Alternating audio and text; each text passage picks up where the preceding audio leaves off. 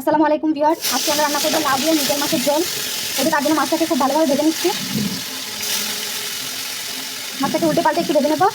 এই যে ভিউয়ার্স, আমাদের মাছগুলোকে উল্টে পাল্টে ভেজে নেওয়া হয়ে গেছে। এবার এগুলোকে উঠিয়ে নিচ্ছি। যেহেতু এই মাছটা রান্না করা হবে, এই জন্য খুব কড়া করে ভাজা হয়নি।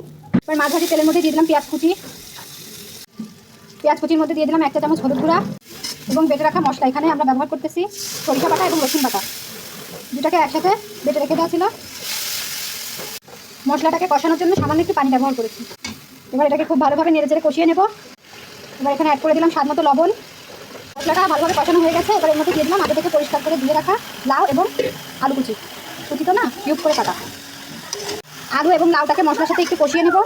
এই যে ভিউয়ার্স, আমাদের আলু এবং লাউটা কষানো হয়ে গেছে। এবার এর মধ্যে দিয়ে দিলাম কাঁচামরিচ এবং 1 চা চামচ জিরা এবং ধনিয়া গুঁড়া। যেহেতু এইগুলো ভাজা মশলা, এই জন্য রান্নার মাছটাতে ব্যবহার করলাম। এবার এর মধ্যে অ্যাড করে দিয়েছি ঝোলের পানি। এবার এটাতে একটা বলক আসা পর্যন্ত অপেক্ষা করব। এই যে ভিউয়ার্স, আমাদের ঝোলের পানি দেওয়ার পরে বলক চলে এসেছে। এবার এর মধ্যে আমরা আমাদের ভেজে রাখা মাছগুলো অ্যাড করে দিচ্ছি।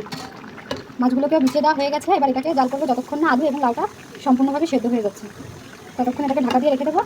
এই যে ভিউয়ার্স, আমাদের লাউ দিয়ে মাছের ঝোলটা কমপ্লিট। এটা রান্না সম্পূর্ণ শেষ।